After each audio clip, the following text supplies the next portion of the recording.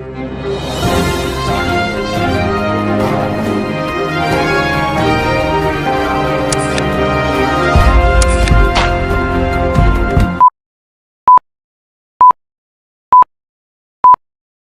and Freindship by Jane Austen. To Madame la Comtesse de Feuillide, this novel is inscribed by her obliged humble servant the author. Deceived in friendship and betrayed in love.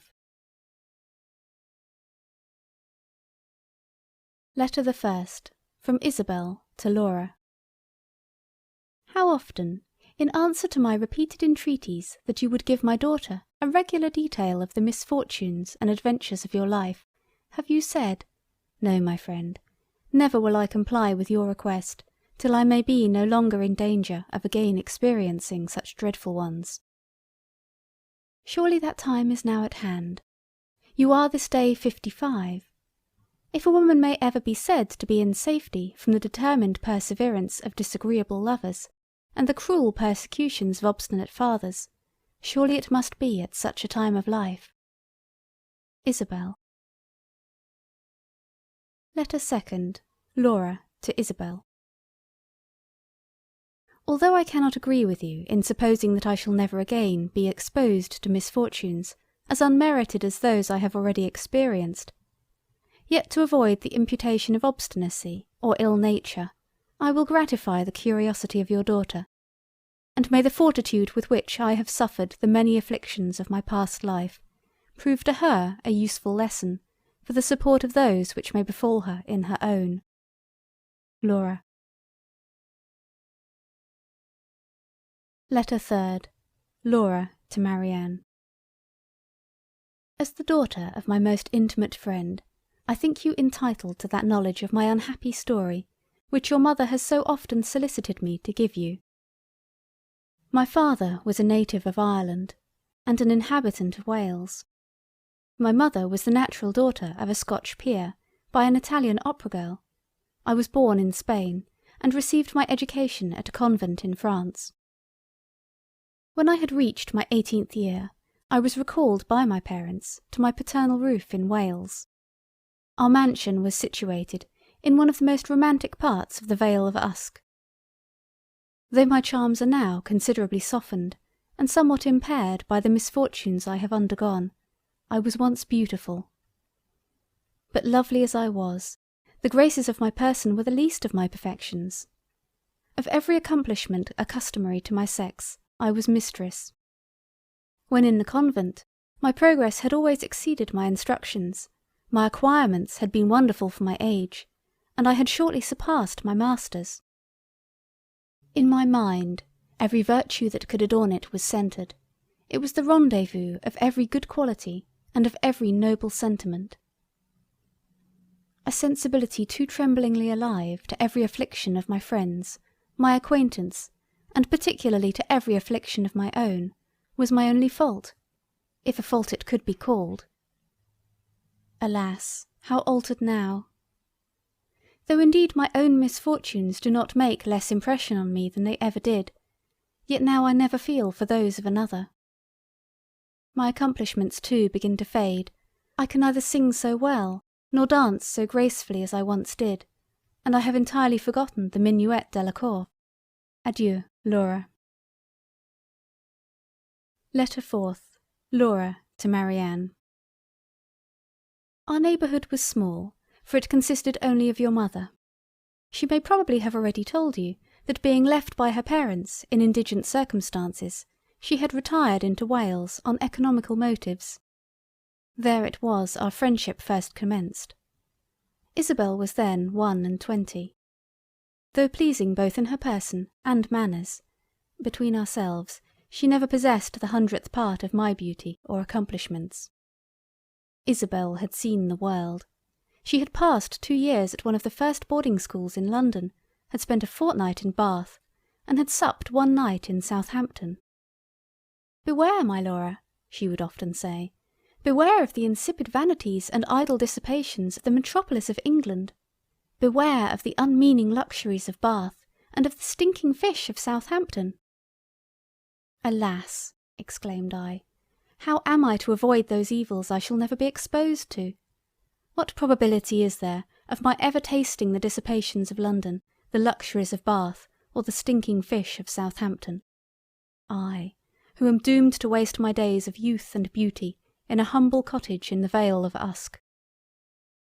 Ah, little did I then think I was ordained so soon to quit that humble cottage for the deceitful pleasures of the world. Adieu, Laura.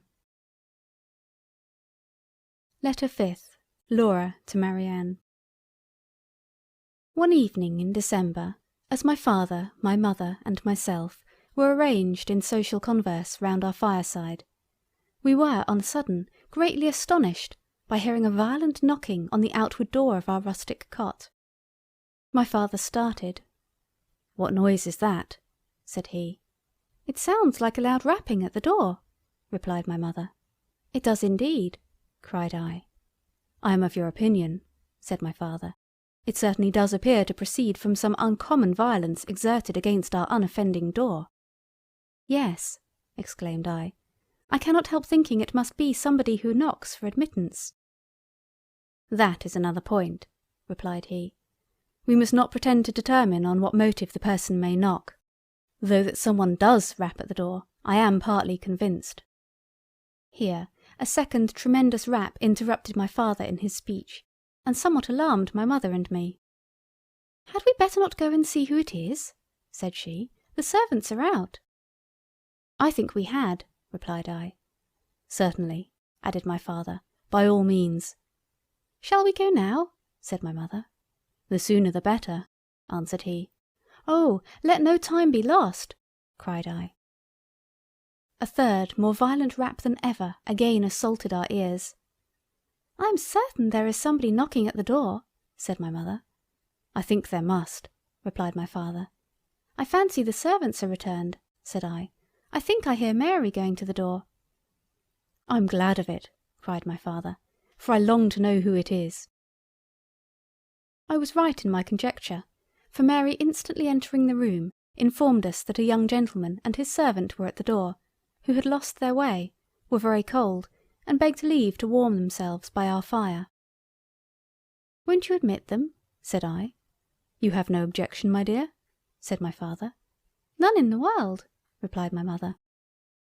Mary, without waiting for any further commands, immediately left the room, and quickly returned, introducing the most beauteous and amiable youth I had ever beheld. The servant she kept to herself. My natural sensibility had already been greatly affected by the sufferings of the unfortunate stranger, and no sooner did I first behold him, than I felt that on him the happiness or misery of my future life must depend. Adieu, Laura. Letter 6th. Laura to Marianne. The noble youth informed us that his name was Lindsay. For particular reasons, however, I shall conceal it under that of Talbot. He told us that he was the son of an English baronet, that his mother had been for many years no more, and that he had a sister of the middle size. "My father," he continued, "is a mean and mercenary wretch. It is only to such particular friends as this dear party that I would thus betray his failings. Your virtues, my amiable Polydore," addressing himself to my father, "yours, dear Claudia, and yours, my charming Laura, call on me to repose in you my confidence." We bowed. My father, seduced by the false glare of fortune and the deluding pomp of title, insisted on my giving my hand to Lady Dorothea. "No, never," exclaimed I. "Lady Dorothea is lovely and engaging. I prefer no woman to her. But know, sir, that I scorn to marry her in compliance with your wishes. No, never shall it be said that I obliged my father." We all admired the noble manliness of his reply. He continued. Sir Edward was surprised. He had perhaps little expected to meet with so spirited an opposition to his will. "Where, Edward, in the name of wonder," said he, "did you pick up this unmeaning gibberish? You have been studying novels, I suspect." I scorned to answer. It would have been beneath my dignity. I mounted my horse, and followed by my faithful William, set forth for my aunt's. My father's house is situated in Bedfordshire, my aunt's in Middlesex, and though I flatter myself with being a tolerable proficient in geography, I know not how it happened, but I found myself entering this beautiful vale, which I find is in South Wales, when I had expected to have reached my aunt's. After having wandered some time on the banks of the Usk, without knowing which way to go, I began to lament my cruel destiny in the bitterest and most pathetic manner.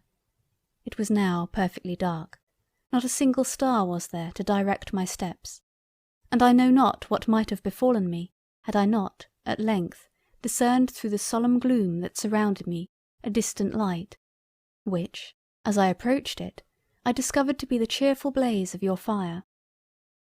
Impelled by the combination of misfortunes under which I laboured, namely fear, cold, and hunger, I hesitated not to ask admittance, which at length I have gained. And now, my adorable Laura, continued he, taking my hand, when may I hope to receive that reward of all the painful sufferings I have undergone during the course of my attachment to you, to which I have ever aspired? Oh, when will you reward me with yourself? This instant, dear and amiable Edward, replied I. We were immediately united by my father, who, though he had never taken orders, had been bred to the church. Adieu, Laura. Letter 7th. Laura to Marianne. We remained but a few days after our marriage in the Vale of Usk. After taking an affecting farewell of my father, my mother, and my Isabel, I accompanied Edward to his aunt's in Middlesex. Philippa received us both with every expression of affectionate love. My arrival was indeed a most agreeable surprise to her, as she had not only been totally ignorant of my marriage with her nephew, but had never even had the slightest idea of there being such a person in the world. Augusta, the sister of Edward, was on a visit to her when we arrived. I found her exactly what her brother had described her to be, of the middle size. She received me with equal surprise, though not with equal cordiality, as Philippa. There was a disagreeable coldness and forbidding reserve in her reception of me, which was equally distressing and unexpected. None of that interesting sensibility or amiable sympathy in her manners and address to me, when we first met, which should have distinguished our introduction to each other. Her language was neither warm nor affectionate. Her expressions of regard were neither animated nor cordial. Her arms were not opened to receive me to her heart, though my own were extended to press her to mine. A short conversation between Augusta and her brother, which I accidentally overheard, increased my dislike to her, and convinced me that her heart was no more formed for the soft ties of love than for the endearing intercourse of friendship. But do you think that my father will ever be reconciled to this imprudent connection? Said Augusta.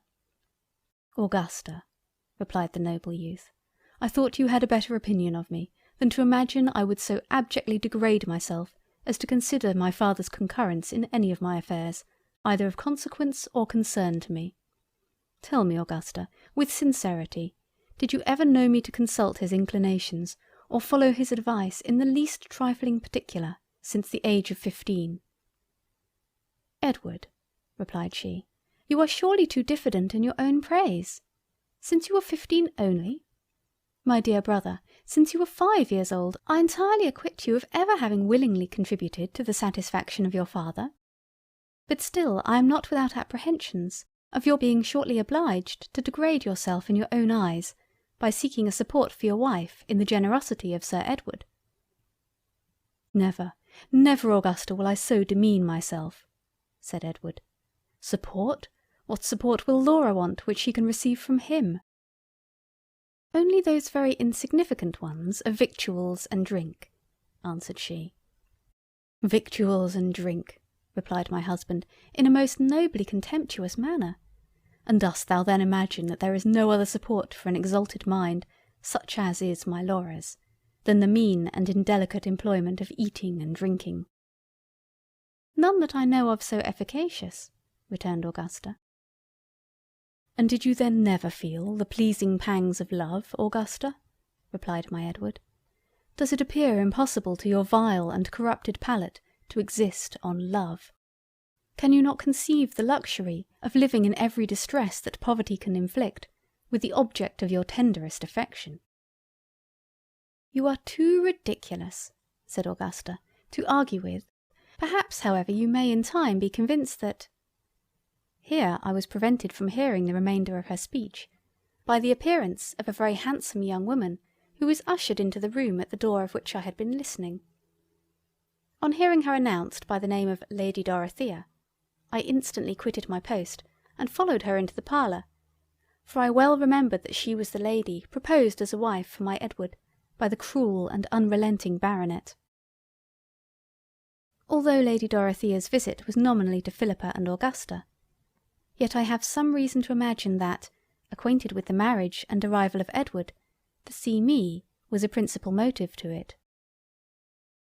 I soon perceived that though lovely and elegant in her person, and though easy and polite in her address, she was of that inferior order of beings, with regard to delicate feeling, tender sentiments, and refined sensibility, of which Augusta was one. She stayed but half an hour, and neither in the course of her visit confided to me any of her secret thoughts, nor requested me to confide in her any of mine.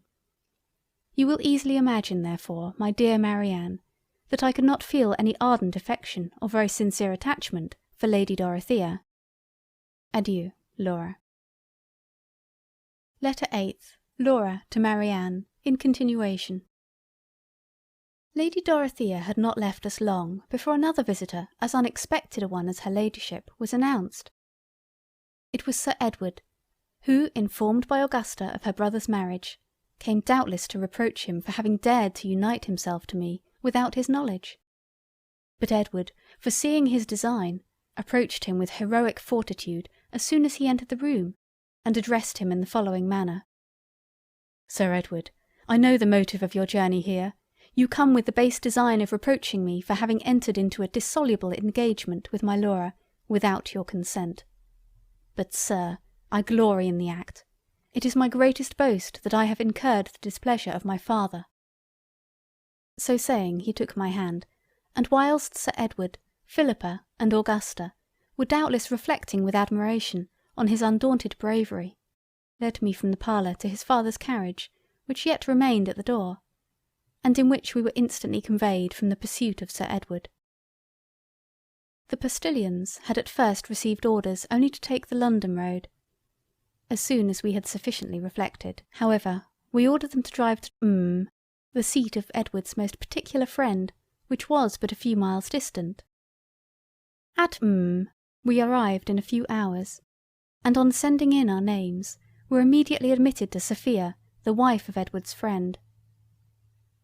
After having been deprived during the course of 3 weeks of a real friend, for such I term your mother, imagine my transports at beholding one most truly worthy of the name. Sophia was rather above the middle size, most elegantly formed. A soft languor spread over her lovely features, but increased their beauty. It was the characteristic of her mind. She was all sensibility and feeling. We flew into each other's arms, and after having exchanged vows of mutual friendship for the rest of our lives, instantly unfolded to each other the most inward secrets of our hearts. We were interrupted in the delightful employment by the entrance of Augustus, Edward's friend, who was just returned from a solitary ramble. Never did I see such an affecting scene as was the meeting of Edward and Augustus. "My life, my soul!" exclaimed the former. "My adorable angel!" replied the latter, as they flew into each other's arms. It was too pathetic for the feelings of Sophia and myself. We fainted alternately on a sofa. Adieu, Laura. Letter the 9th. From the same to the same. Towards the close of day we received the following letter from Philippa. Sir Edward is greatly incensed by your abrupt departure. He has taken back Augusta to Bedfordshire. Much as I wish to enjoy again your charming society, I cannot determine to snatch you from that of such dear and deserving friends. When your visit to them is terminated, I trust you will return to the arms of your Philippa. We returned a suitable answer to this affectionate note, and after thanking her for her kind invitation, assured her that we would certainly avail ourselves of it whenever we might have no other place to go to. Though certainly nothing could, to any reasonable being, have appeared more satisfactory than so grateful a reply to her invitation, yet I know not how it was, but she was certainly capricious enough to be displeased with our behaviour, and in a few weeks after, either to revenge our conduct or relieve her own solitude, married a young and illiterate fortune-hunter. This imprudent step, though we were sensible that it would probably deprive us of that fortune which Philippa had ever taught us to expect, could not on our own accounts excite from our exalted minds a single sigh, yet fearful lest it might prove a source of endless misery to the deluded bride, our trembling sensibility was greatly affected when we were first informed of the event. The affectionate entreaties of Augustus and Sophia that we would for ever consider their house as our home, easily prevailed on us to determine never more to leave them. In the society of my Edward and this amiable pair I passed the happiest moments of my life. Our time was most delightfully spent in mutual protestations of friendship, and in vows of unalterable love, in which we were secure from being interrupted by intruding and disagreeable visitors, as Augustus and Sophia had, on their first entrance in the neighbourhood, taken due care to inform the surrounding families, that as their happiness centred wholly in themselves, they wished for no other society. But alas, my dear Marianne, such happiness as I then enjoyed was too perfect to be lasting. A most severe and unexpected blow at once destroyed every sensation of pleasure. Convinced as you must be from what I have already told you concerning Augustus and Sophia, that there never were a happier couple, I need not, I imagine, inform you that their union had been contrary to the inclinations of their cruel and mercenary parents, who had vainly endeavoured, with obstinate perseverance, to force them into a marriage with those whom they had ever abhorred. But with a heroic fortitude worthy to be related and admired, they had both constantly refused to submit to such despotic power. After having so nobly disentangled themselves from the shackles of parental authority by a clandestine marriage, they were determined never to forfeit the good opinion they had gained in the world, in so doing, by accepting any proposals of reconciliation that might be offered them by their fathers. To this further trial of their noble independence, however, they were never exposed. They had been married but a few months when our visit to them commenced, during which time they had been amply supported by a considerable sum of money, which Augustus had gracefully purloined from his unworthy father's escritoire a few days before his union with Sophia. By our arrival their expenses were considerably increased, though their means for supplying them were then nearly exhausted. But they, exalted creatures, scorned to reflect a moment on their pecuniary distresses, and would have blushed at the idea of paying their debts. Alas, what was their reward for such disinterested behaviour? The beautiful Augustus was arrested, and we were all undone. Such perfidious treachery in the merciless perpetrators of the deed will shock your gentle nature, dearest Marianne, as much as it then affected the delicate sensibility of Edward, Sophia, your Laura, and of Augustus himself. To complete such unparalleled barbarity, we were informed that an execution in the house would shortly take place. Ah, what could we do but what we did? We sighed and fainted on the sofa. Adieu, Laura.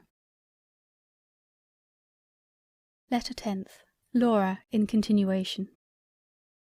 When we were somewhat recovered from the overpowering effusions of our grief, Edward desired that we would consider what was the most prudent step to be taken in our unhappy situation, while he repaired to his imprisoned friend to lament over his misfortunes. We promised that we would, and he set forwards on his journey to town.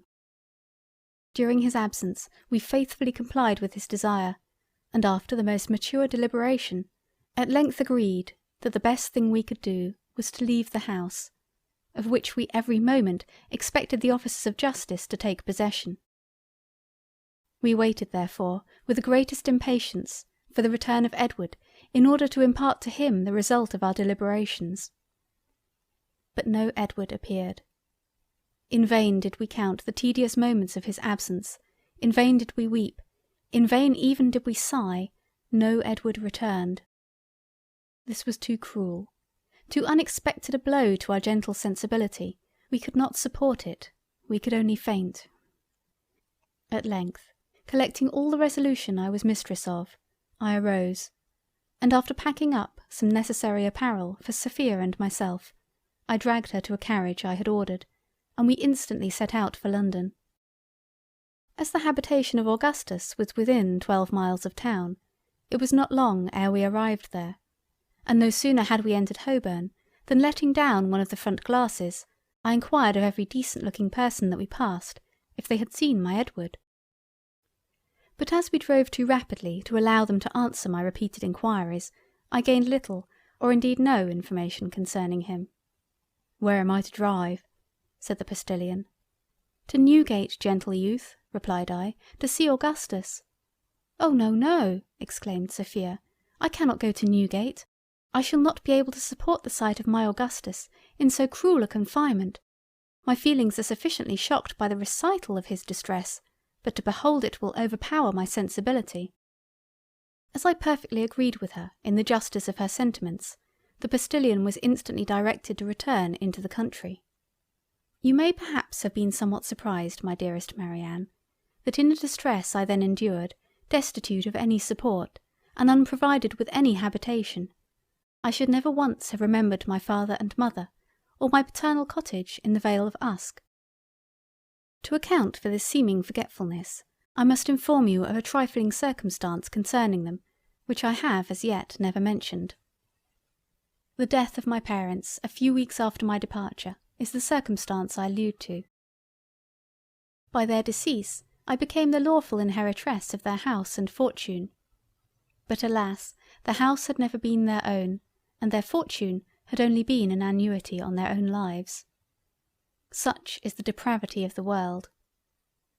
To your mother I should have returned with pleasure, should have been happy to have introduced to her my charming Sophia, and should with cheerfulness have passed the remainder of my life in their dear society in the Vale of Usk, had not one obstacle to the execution of so agreeable a scheme intervened, which was the marriage and removal of your mother to a distant part of Ireland. Adieu, Laura.